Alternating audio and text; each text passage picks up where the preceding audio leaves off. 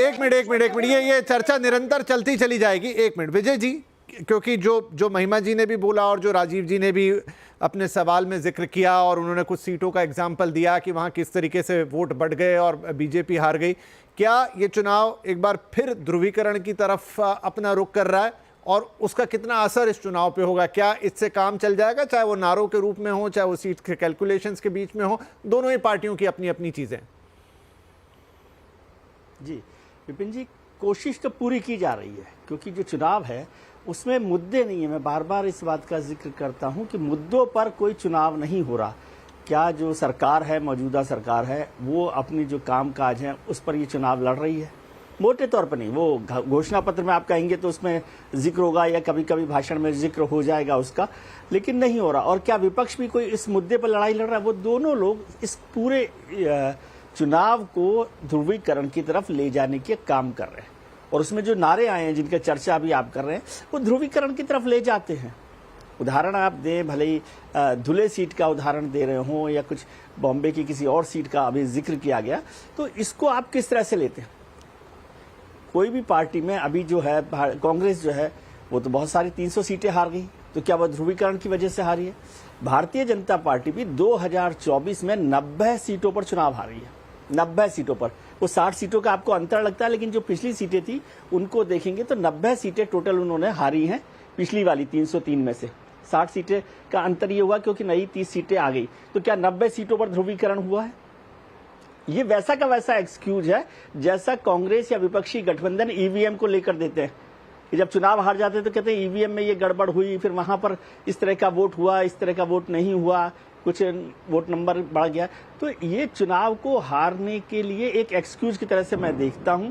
और मान लीजिए ये सच भी है, मतलब सच तो है ही कि एक सीट पर किसी ने ज्यादा दिया है, तो इसको आप कैसे रोक सकते हैं?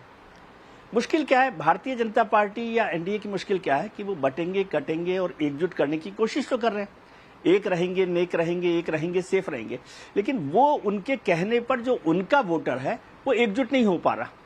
जबकि जो दूसरी तरफ का धड़ा है वो यदि किसी को एकजुट करने की कोशिश कर रहा है तो वो एकजुट हो पा रहा है। क्या जो भारतीय जनता पार्टी है वो दूसरे लोगों को एकजुट करने की बात नहीं कर रही? एक रहेंगे, सेफ रहेंगे, एकजुट करने की तो अपील है या नहीं है? तो लेकिन आप उसमें एक कम्युनल टच है। जब हम बात करते हैं कि बटेंगे, कटेंगे, एक रहेंगे, तो एक रहेंगे, हिंदू क्यों एक रहेंगे? देश को नहीं एक रहेगा। एक देश को, जिस पार्टी का नारा ही देश प्रथम है, राष्ट्र प्रथम, नेशन फर्स्ट है, तो वो हिंदू एकजुट होने की बात क्यों कर रही है? मैं बार बार ये बात करता हूं, देश को एकजुट रखिए ना। देश एकजुट रहेगा तो सब कुछ एकजुट रहेगा। ये देश में से हिंदुओं को अलग करके एकजुट करने की कोशिश सांप्रदायिक ध्रुवीकरण की बात है। और दूसरी तरफ जो बात होती है वो भी है कि जातिगत स्तर पर आप बांटते रहें, लगातार बात करते रहें, उलेमाओं के साथ बैठक करें, कुछ और लोगों के साथ बैठक करें, और फिर अलग अलग तरीके के नारों के रेफरेंस से अलग अलग बातों को किया जाए। तो ये दोनों कोशिशें देश को बांटने की कोशिश है, सोसाइटी को बांटने की कोशिश है। और जैसे आपने कहा कि सर चुनाव आयोग देखेगा, चुनाव आयोग तो प्रभु आप ही देख रहे हैं, आप ही देख रहे हैं चुनाव आयोग को, तो कि वो कितना देख रहा है। ठीक है राजीव जी, आता हूं आपके पास भी। 10 सेकंड। अच्छा बोलिए। बहुत इंपॉर्टेंट बात कही त्रिवेदी जी। कमलनाथ जी का एक जो मीटिंग हुआ था बंद कमरे में मौलानाओं के साथ, आपने कभी कोई बंद कमरे में हमें करते हुए देखा है मीटिंग? हम लोग खुलेआम जो करते हैं, खुलेआम बोलते हैं कि ये करेंगे। मैंने तो कहा ही कि उलेमाओं के साथ बैठक हो रही है। राजीव जी आपने सुना नहीं? मैंने तो बोला ही कि उलेमाओं के साथ बैठक कर रहे हैं। तो नहीं, सुनिए मैंने मतलब अरे वीडियो वायरल था कि कमलनाथ जी कह रहे थे कि आप लोग वोटिंग रैली में मत आइए, लेकिन वोट हम ही को दीजिए। दूसरी बात, कांग्रेस पार्टी क्यों ये नारा हमको लगे? हमने तो कभी नहीं कहा कि हिंदू बटेंगे तो कटेंगे, हमने तो कहा बटेंगे तो कटेंगे। अब जो लोग हैं जो देश को तोड़ना चाहते हैं, इन्होंने हिंदू शब्द इस्तेमाल उसमें किया। योगी जी का स्टेटमेंट, हम तो एक रहेंगे तो सेफ रहेंगे, एक रहेंगे तो नेक रहेंगे, रहिए ना सब लोग। ठीक है राजीव, ठीक है। मैं हर जी के पास जाता हूँ। ठीक है, ठीक। एक लाइन और, लास्ट लाइन। ये जो जाति के और रीजन के लेवल पे जो देश को तोड़ने की कोशिश हो रही है इस देश में ना, इसका रिएक्शन आपको दिखेगा।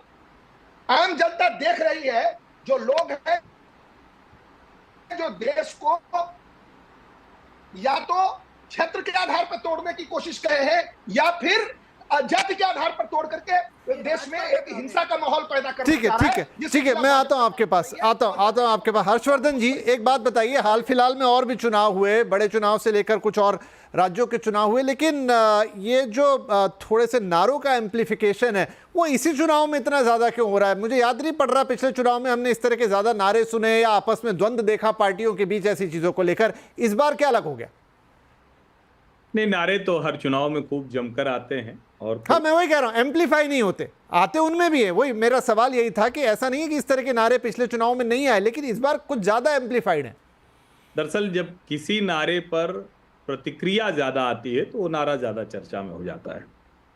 अब सवाल ये है कि क्या प्रतिक्रिया वाला नारा कोई ऐसा आया जो मूल नारे पर कुछ भारी पड़ा हो? तो अभी तक तो नहीं दिखा है। बंटोगे तो कटोगे, योगी आदित्यनाथ ने कहा।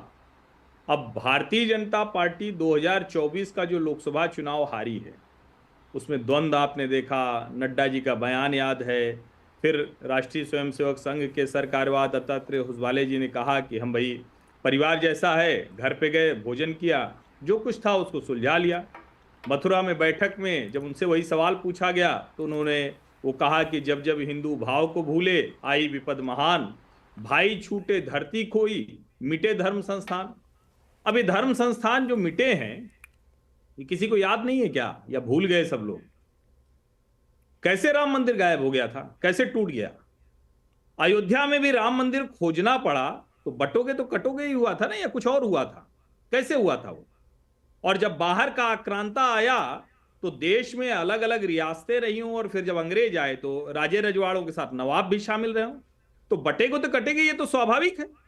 और मैं अभी आज ही बद्रीनाथ जी से लौट कर आया हूं, अभी आज ही लौटा हूं मैं। कल परसों मैं गया था, वहां दर्शन किया, बड़ा दिव्य भव्य दर्शन किया। तो 17 को कपाट बंद हो जाएगा। तो मैं वहां खड़े हुए सोच रहा था कि आज के नेता होते, खरगे जी होते, तो वो आदि शंकर को क्या बोलते? ये आज के विश्लेषक होते, जो फ्रॉड सेकुलर कोट अनकोट उस नैरेटिव में सारी बात करते, वो आदि शंकर को क्या कहते? आदि शंकर ने क्या कहा था? 32 वर्ष की उम्र में वो अपना शरीर त्याग कर चले गए। इलोक के सुखम भुक्त्वा परलोके गताम गताम, चले गए वो। लेकिन क्या करके गए? बद्रिकाश्रम पीठ तो एक बनाई उत्तर में, उसके अलावा क्या बनाया? द्वारका बना दी पश्चिम में, द्वारका पीठ बन गई। जगन्नाथपुरी बना दिया पूर्व में, वो भी एक पीठ है। श्रृंगेरी बना दी दक्षिण में। भारतवर्ष में, जिसकी कई बार 1947 से जो परिकल्पना करता है, उसका मानसिक जो कहे कि चिंतन वो अलग होगा, वो सोच समझ नहीं पाएगा। उसको इसी तरह के फ्रॉड नैरेटिव दिखेंगे, मार्क्स लेनिन दिखेंगे, उसको अंग्रेज दिखेंगे, उसको मुगल दिखेंगे, सब वहीं से दिखता है। लेकिन जब आप शंकराचार्य से शुरू करेंगे, और शंकराचार्य मतलब आदिशंकर, जब उनसे शुरू करेंगे, गद्दी के लिए लड़ने वाले लोग नहीं, जब वहां से शुरू करेंगे तो आपको समझ में आएगा हर कालखंड में हिंदू एकता, तब हिंदू ही थे। और आज के संदर्भ में योगी आदित्यनाथ ने क्या कहा? बांग्लादेश के संदर्भ में कहा था बटोगे तो कटोगे, कहा था। और यह कहा अफगानिस्तान कट गया, पाकिस्तान कट गया, बांग्लादेश कट गया। तो क्या जो लोग यहां थे, क्या किसी ने कहा कि यहां का जो मुसलमान है उससे दिक्कत है? लेकिन यहां का हिंदू हो या यहां का मुसलमान, अगर वो देश से कुछ इतर बात कर रहा है, उसकी चिंता गाजा पट्टी ज्यादा हो जा रही। और कुछ तो मूर्ख टाइप के ऐसे विश्लेषक है जिनका जीवन इसी में बीतता है कि गाजा है कि गजा है, बोल नहीं पा रहे हो तुम। अरे हम क्यों बोले भाई, जैसे भी होगा होगा। हमको भारत की चिंता है, हमको दुनिया के हर हिस्से में अपनी टांग अड़ाने की क्या जरूरत है? और बटोगे तो कटोगे यही काम करता है, जब भारत की उपलब्धियों पर चिंता और दुनिया में कहीं कुछ हो तो यहां जश्न, ये बटोगे तो कटोगे है। और जो आपने बहुत अच्छा प्रश्न किया विपिन जी, नारे का इंप्लीफिकेशन कैसे वो बढ़ रहा है, अब जरा आप समझिए। एक नारा अभी तक उसके सामने ऐसा नहीं आया, रोज नया नारा लगा रहे। खरगे जी तो यहां तक चले गए, चलो अखिलेश जी ने कहा था मठाधीश माफिया एक बराबर, उनको लगा चलो योगी पे हमला कर लेते हैं। फिर लगता है चलो दिल्ली और लखनऊ के बीच में कुछ झगड़ा है, वो मोदी शाह और योगी आदित्यनाथ के बीच में, तो कुछ और ले आते हैं। लेकिन खरगे जी तो और आगे चले गए। खरगे जी ने कह दिया भैया ये तो कोई भी जो भगवा पहन के क्यों राजनीति करते हो, मतलब कपड़ा भी सफेद रंग का पहनो, भाले कितने काले कारनामे करो, कितने कुकर्म कर डालो, कपड़ा सफेद पहनो, बढ़िया लकालक एकदम नील टिनो डाल के। आजकल नहीं डालते हैं। तो मुझे लगता है कि देश अब इन चीजों को समझता है। और खरगे जी वही हैं जिन्होंने कहा था अगर मोदी जीता तो सनातन का वर्चस्व हो जाएगा। और प्रियांक खरगे ने क्या कहा था वो भी याद कर लीजिए, इनके साथी हैं डीएमके वाले, उन्होंने क्या। तो मुझे लगता है राजनीति जब वहां से आप देखेंगे तब आपको समझ में आएगा कि बटोगे तो कटोगे का नारा क्यों इस तरह से दिख रहा है, और उसको दूसरी तरह से देखने का नजरिया हो सकता है, देखना भी चाहिए, देश तो बटा ही है। डरेंगे तो मरेंगे भी आया। अब ये खड़गे जी ने बोला है, किसी और ने बोला, मेरे को थोड़ा क्लियर नहीं है, लेकिन उन्होंने ही शायद अपनी स्पीच में इसके ऊपर बोला है। अब वो कितना एम्पलीफाइड हुआ नहीं हुआ। महिमा जी कुछ कहना चाह रही थी, लेकिन महिमा जी मैं आऊंगा आपके पास भी, अभी तो है समय हमारे पास काफी, लेकिन उससे पहले आशुतोष जी, क्या योगी आदित्यनाथ की बात के साथ साथ उन्हें आतंकी कहना या उनके कपड़ों पे जाना या उनके साधु संप्रदाय पे जाना